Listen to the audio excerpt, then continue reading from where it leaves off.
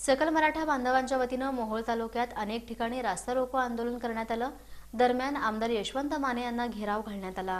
मोहोळ तालुक्यात अनेक ठिकाणी सकल मराठा बांधवांनी रास्ता रोको आंदोलन करत टायर पेटवून दिले। यावेळी विशेष अधिवेशनाला राज्य सरकार विलंब लावत असल्याने तीव्र शब्दात निषेध व्यक्त करण्यात आला।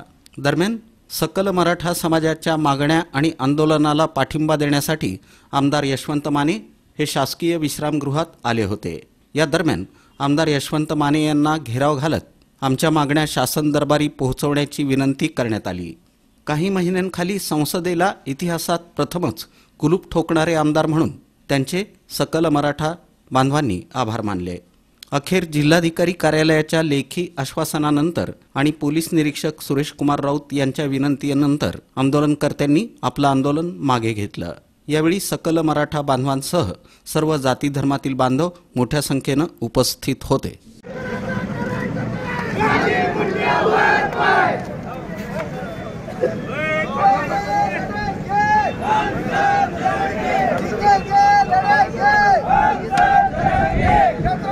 जय भवानी, जय शिवाजी, एक मराठा, छत्रपती शिवाजी महाराज की जय, छत्रपती संभाजी महाराज की जय।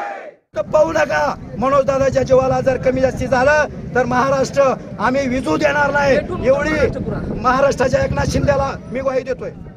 निधी म्हणून आम्ही तुमच्याकडे तुमचं पुन्हा एकदा अभिनंदन करतो की तुम्ही समाजासाठी आमच्या झटला। पण उद्याच्या अधिवेशन मध्ये राज्याच्या मुख्यमंत्र्याला आणि दोन्ही उपमुख्यमंत्र्याला तुम्ही सत्तेचं ज्या वेळेला व्हीप निघताय की सभागृहात एखादा विषय महत्वाचा मांडायचा असतो, त्यावेळेला तुम्ही त्या पार्टीच्या मीटिंग मध्ये बी सांगायचं की ओबीसी मधलं आरक्षण पाहिजे।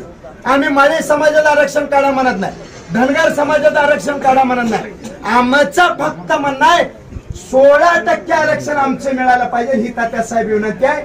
तुम्ही आमच्या व्यथा ऐकून घेताय, तशा व्यथा सभागृहात मांडावे एवढीच विनंती आहे। जर मराठा समाजाने जातीवाद चालू केला तर मराठा समाज आज प्रत्येक व्यवसाय करायला तयार आहे। याचं कारण म्हणजे मराठा समाजात आलेली मागासता, याचं कारण म्हणजे मराठा समाज आलेले दारिद्र्य। त्यामुळे मराठा समाज आज सगळा व्यवसाय करायला तयार आहे। परंतु जर कुठला लोकप्रतिनिधी आणि मंत्री जर कुठल्या समाजाची बाजू घेऊन मराठा समाजाच्या विरोधात जर जात असेल तर आम्ही मराठा समाज म्हणून तुमच्या वतीने त्यांना एक निरोप देऊ इच्छितो की इथून पुढे कुठलाही ओबीसी नेता महाराष्ट्रात आम्ही फिरू देणार नाही।